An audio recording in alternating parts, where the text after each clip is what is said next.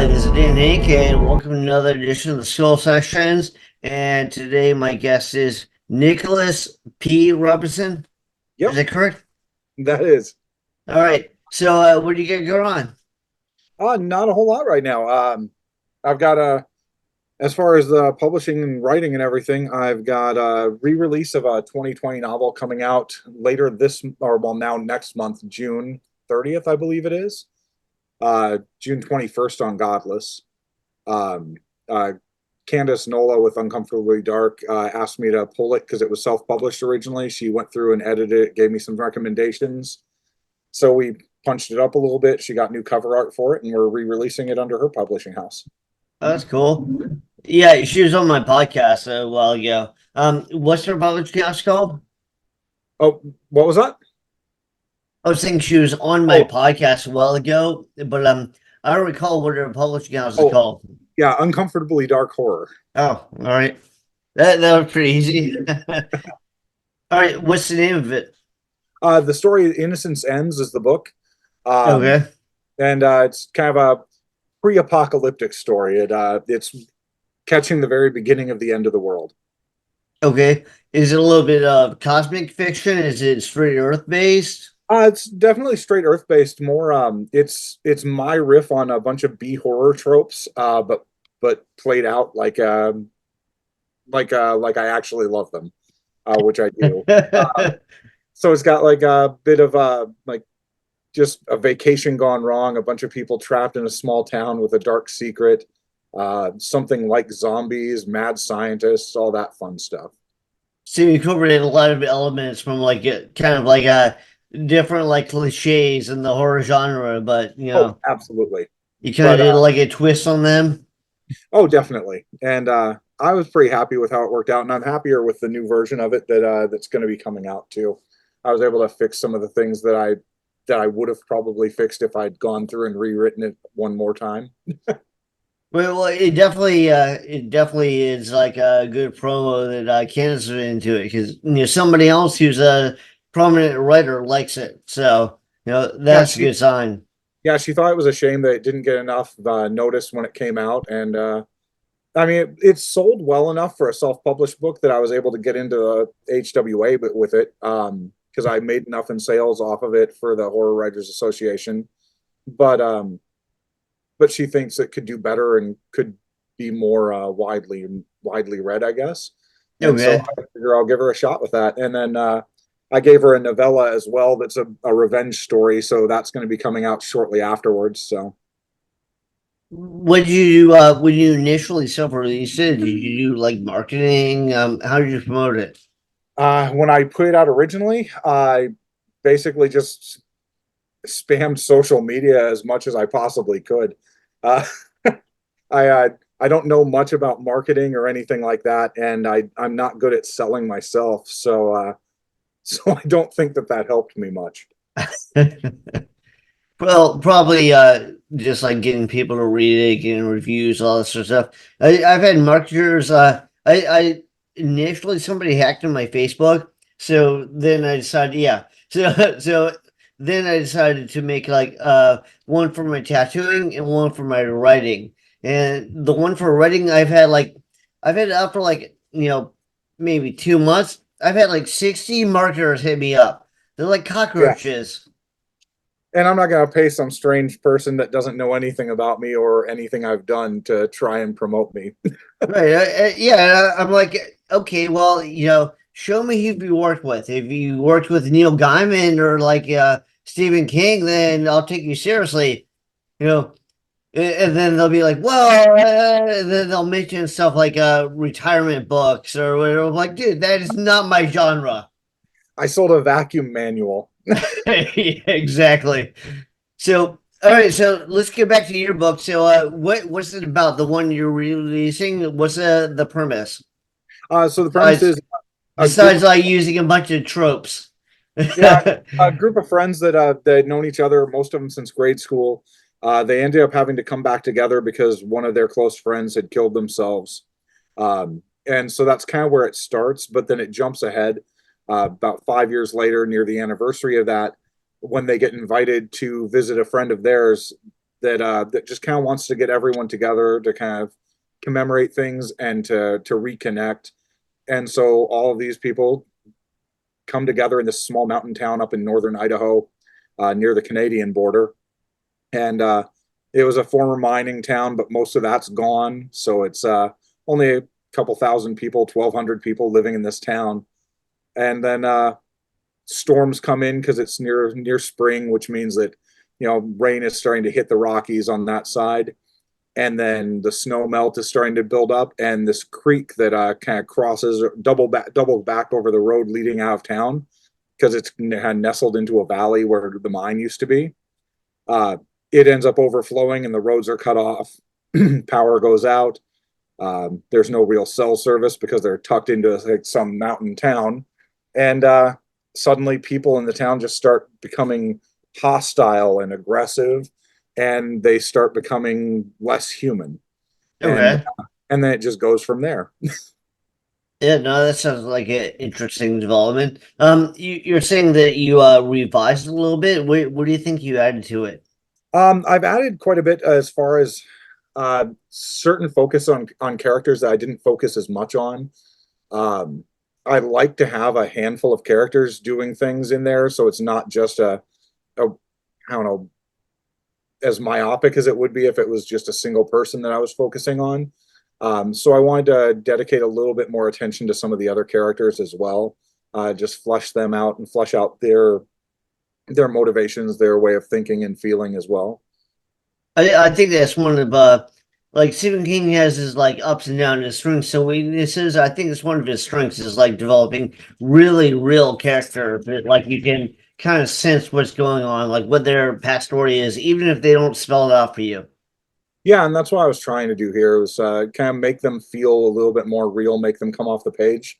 A couple of the people who had reviewed the original version of it said that it felt a lot like a character study in that respect, and I'm kind of glad about that. It means that I was on the right track, where the characters did feel a little bit more real. So I'm proud of that, and I think that I've done that better now this time through. Yeah, I definitely think that strengthens the story. Like it's a great story, but like everything feels like cardboard, it's hard to Yeah, buy it. yeah, storytelling's great and everything, but if you don't populate the story or the world with people that feel like they exist, then nobody cares. Yeah. It's interesting. There's a lot that you learn as you go along. Like at least I have in my like writing process. Like early on, I like over describe everything, and I remember I took some seminars from like Stephen King and Alan Moore and stuff, and it really helped me narrow down my focus. But there are things that make stuff feel real to you, and things that make stuff not feel real to you. Yeah, and I kind of fluctuate between describing certain elements and then leaving other elements kind of open-ended for the reader to kind of fill it in as far as the details and just the I suppose the textures that make it feel more real. But it's a really difficult balance to handle. Kind of allowing the reader fill in the blanks and then filling them in for them because nobody wants to read something where you filled in all the blanks for them either. So Right. Well, and like there are various authors who have different approaches. Like Steinbeck is like way more descriptive, where like oh, Asimov is like less descriptive. It's more like you're internal, and whereas Steinbeck would say what kind of floor you had, and what kind of walls you had. yeah, and I like to try and incorporate as many sensory pieces as well, sounds, smells, things like that. But I don't want to go overboard either. So And and for the reader and like pull him out of his like he's thinking about what's going on, and then all of a sudden he has to like picture everything, and you're out of that.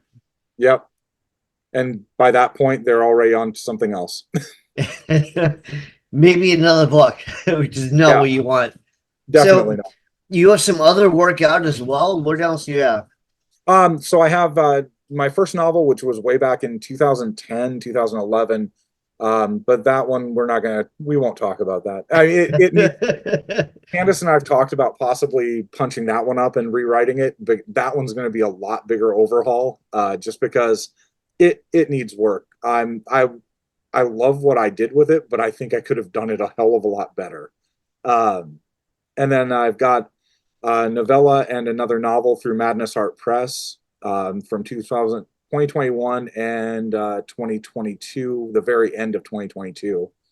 And then I've got a couple of collections of short fiction, a small collection of 3 short stories that kind of makes up an individual novella because they're all connected with one single character.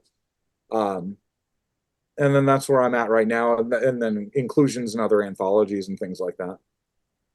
Have you felt like your readership is like increased over time? Do you feel like people are kind of like more like getting the vibe that you're expressing?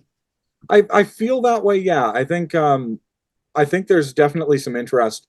I got some of the best compliments ever when I was at Emerald City Comic Con. Not this year because I didn't get a table this year, but the year before. So 2023, I was up there. I happened to be lucky enough to have my girlfriend there with me, who does a lot better job selling for me than I ever do. Hmm. I can't talk myself up very well, but she definitely does a good job of it. But we had somebody who picked up my short story collection that came out the year before, or 2 years before, May Cause Unexplained Ocular Bleeding. It's 10 short stories, but she got convinced a couple of people to give it a shot. And one of them started reading it that night and came back and bought more books from me the next day because they hadn't been reading. They didn't really care to read. They only read comic books anymore because nothing really kept their attention, and it kept their attention. And then there was a girl who came by and started talking about what I was writing, like what she had read in one of my books, to other people as she was walking away. So it was really nice meeting people that were reading my stuff immediately after buying it, and then talking other people into coming and buying it too. So that was really nice. So I think the key is getting the readers in the first place, because I think in a lot of cases, and this isn't true just for me, I mean it's true for pretty much everyone, or at least a lot of the people I know, that the work is great, the work's solid. It's just getting those readers who are passionate about it that will then advocate for you down the road, because word of mouth does more than anything. I Right. mean, you could pay all the marketing experts you want, but none of that's going to trump word of mouth. If people are passionately like advocating it and telling their friends, telling their family, and promoting it for themselves, that's what's going to get you more readers. Yeah, I think some people fall into the like, yeah, I have to pay for reviews. Once you pay for reviews, nobody believes anything that you put out. The moment you do that, you can't be trusted anymore.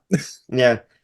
I feel like the best, like you get like friends and family, and like you just offer out the text for like free reviews, and then good reviews always bring more readers. Yeah, I think so. I like to review a lot of work myself. I've been slacking on it the last year or so, but for a while there, I was reviewing, I don't know, 6, 7, 8 titles on my website every month, and Okay. sometimes more. And but that just started. I started to get burnt out on that, and then I was with some mental health issues too, so it was just too taxing to keep up with it. But I've gradually been adding more reviews again since around December.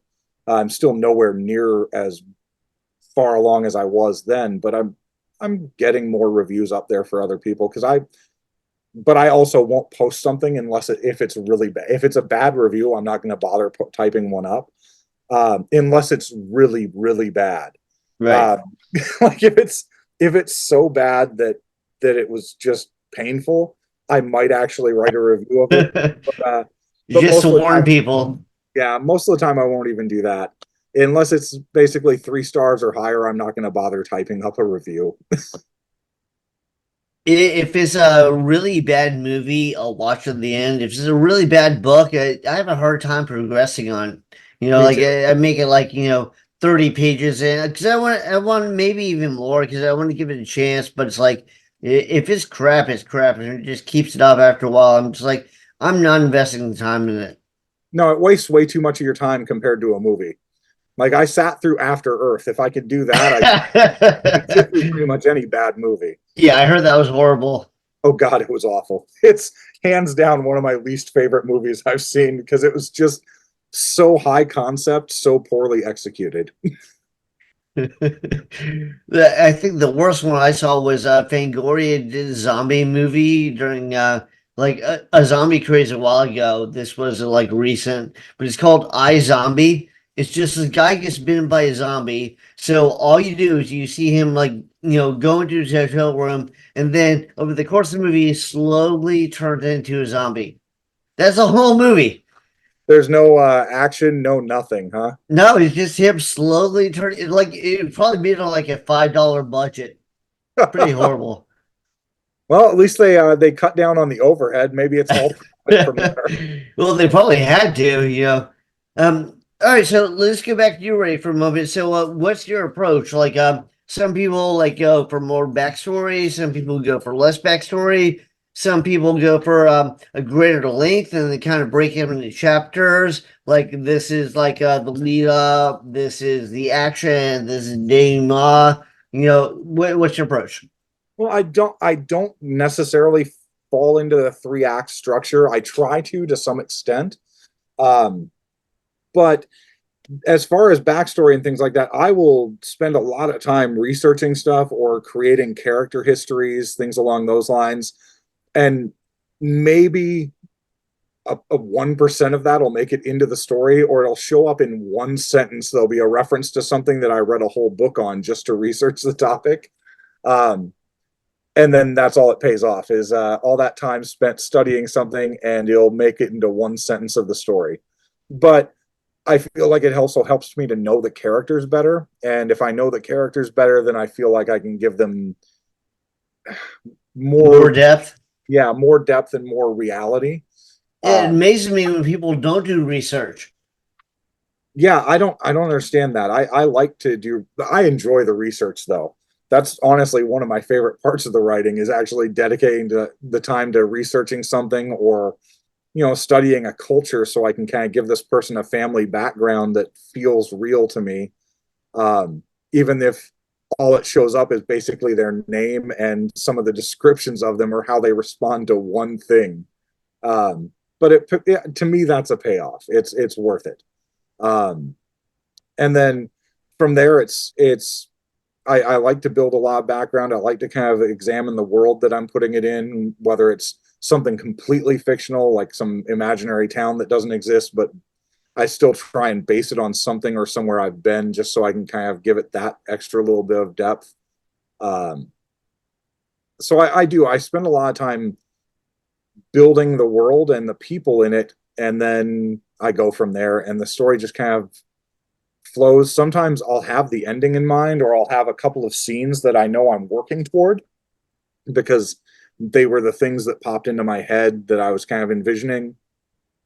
And so that's how the story started is I just saw something happening, and then I have to trace my way back to figure out how I get there.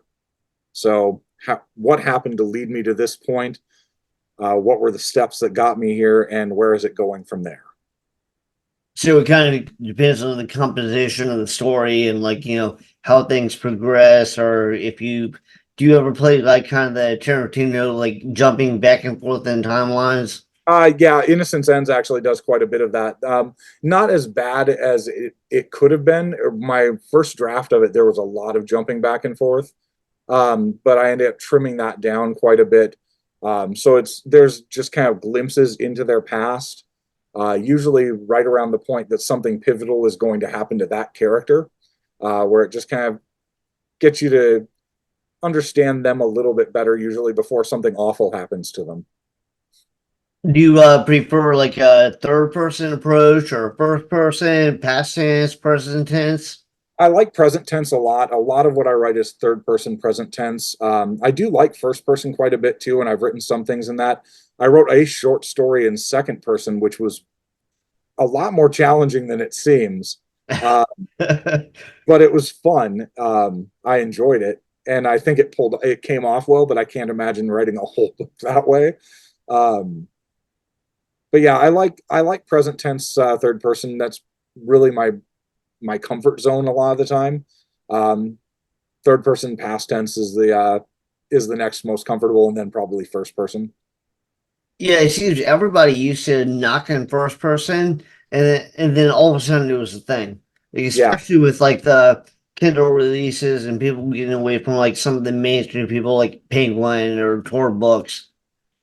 Well, and I think first person in a lot of ways is a cheat code. You don't have to necessarily follow a lot of the literary structures when you're writing first person. And you can get away with ignoring the show don't tell rule a lot because that isn't necessarily how a person is going to tell their story. You can really ramp up the unreliable narrator a lot when it comes to first person, especially when you're talking first person past tense, because they already know what's all happened and they know how to really frame their own story to make themselves look good or better by the end of it. Oh, you mean kind of like a lot of politicians? That's Oh yeah. a different rant entirely. All right, so that's the book you have coming out now, the rewritten version of a previous book. Yep. And then I've got a novella shortly after that. She says that that'll be out before Killer Con as well. Um, Okay. it's a short story called Have a Blast, and it was originally going to be written for an anthology that was focused on wrath and revenge. But I ended up accidentally saving over the file that had the newest version of it on there and had to go through and basically try and rewrite it from memory. And in the rewriting, I ended up modifying it a little bit and fleshing it out, and it suddenly became about twice as long as the actual limit of the word count for the anthology. So I was like, But okay, do you think that made it stronger than like deep delve into it? I think so. I think it's definitely a stronger story, and I dare anyone to read it and then tell me what I was supposed to trim out of that to make it half as long as it is. Um, but yeah, I felt horrible because I'd suddenly botched up my anthology that is submission that I was going to do, and I was like, okay, what the hell am I supposed to do with this story now? It's way longer than it's supposed to be. And so she had asked me if I had anything else, so I handed that off to Candace, and she's like, okay, here, flesh out this little bit and this little bit, and let's see what we do there. And so I added another couple thousand words to it, and it's a pretty solid story. It's a good revenge tale. And I'm a sucker for a good revenge story. Okay. Yeah, well, so am I. Like, especially like the. Have you seen the first John Wick? Oh, absolutely. So that guy, he just gets. I remember seeing a comedian. It was pretty funny. He was like, I watched the first John Wick, and he kills his dog, and then John Wick proceeds to kill like 3,000 people. I was like, well, that's a little excessive. That's kind of realistic. He's like, but now I own a dog, and I totally understand. Oh yeah, it's worth killing over. All right, so what else do you have out, and what can people get a hold of? Like, what can they look at? So I've got a handful of individual short stories available up on Godless, of course, just because I'm a big supporter of the platform. Um, I put out a Christmas story up there with my girlfriend. We actually co-wrote something, and she and I are actually going to be working on a larger project at some point here too. Um, let's see. Prior to that, my most recent thing was my collection of the Dog Days stories, which are loosely based on real life. Something really terrible happened to. Speaking of dogs and revenge, something pretty awful happened to one of my uncles when I was growing up, and I decided what would happen if it went down this way instead. And so it led me to creating this fictionalized version of my uncle, and that led to two more stories that followed that. And all of it's really about revenge, but it starts with a revenge based on what happened to his dogs in real life. Um, and so it's three short stories, but combined, it's basically one connected novella that just takes place at three different points in the character's life. Um, in reality, he passed away when I was 16. In this fictionalized version, he was alive until I was in my 30s. Okay, and what's this available on? It's like available. It's It's like available. It's available through Amazon. I've got the digital version ready to put up on Godless. I just put it out in paperback as a combination. The individual short stories are all available on Amazon and Godless. But the actual compilation of all three of them right now was just paperback on Amazon. But it's going to be. I'm going to make a digital version of that available on Godless as well. okay. Do you have a Amazon authors page? Yes, I do. Okay, and what is it? It's your name. Yep, yep. Nicholas P. Robinson. Okay, and do you have a Goodreads page or an Instagram Oh, page or absolutely. And then if people are interested in my work, I've got my website, which the loading page to that has links, or it has covers for all of the stuff that I have out currently, and then links from there to where you can buy them as well as synopsises. It's just meltdownmessiah.com. what was behind Meltdown Messiah? Like, was there Uh, a specific story or incident? it actually is. I read a lot, but one of my favorite genres is hard science fiction, and there's a Canadian sci-fi author called Peter Watts, and he wrote this trilogy of books that turned into four books because the publisher wouldn't release the fourth book as one because it was too big. So they broke it into two separate ones. But the protagonist of that, who also ends up kind of being the antagonist at the same time, um, she ends up being nicknamed the Meltdown Madonna because like there's a plague that's basically following her wherever she goes. And I was like, I really like that. And so Meltdown Messiah became my handle for pretty much everything from that point on. Uh, whether it was like for like Xbox Live, my email address, and of course my website. So it just became something that I stuck with because I really admired his work and I liked the way that sounded. Nice. And all right, do you have any recommendations? Like, people should check this out.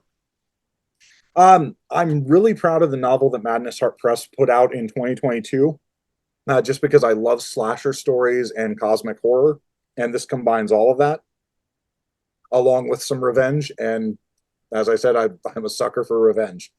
But Beneath the Unspoiled Wilderness, it also happens to take place around where I live now, because I moved from South Dakota to the Pacific Northwest, which was my favorite vacation spot for years.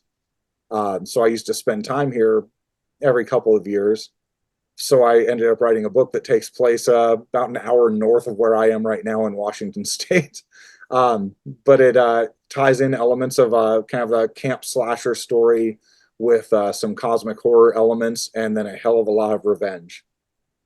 Okay, I know people hate to do this, but if you had to compare, your work to something, I'm not saying it's exactly like that, but like if you like this, you'll probably like this. What would it be?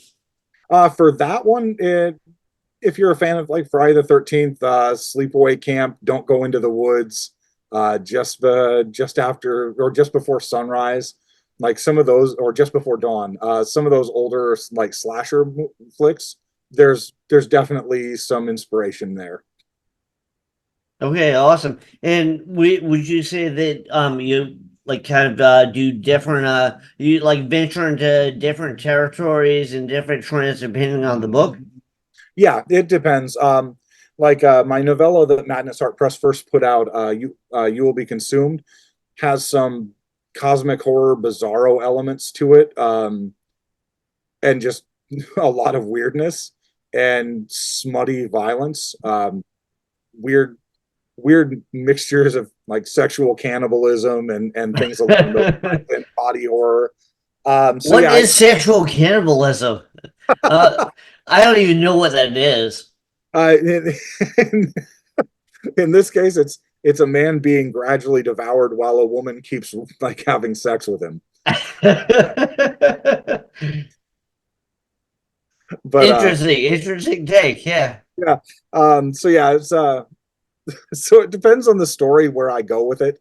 Um, some things are more or less violent than others. Some things are I do enjoy a lot of cosmic horror, but I don't write a whole lot of it. I enjoy Bizarro a lot, but I don't write a whole lot in that. But like my collection, May Cause Unexplained Ocular Bleeding has some stories in there that fall definitely firmly into the Bizarro territory. Some other things that are cosmic horror, some other things that are really abstract, and some things that are more realistic. So it just kind of depends on what the story needs, and that's what I throw into it.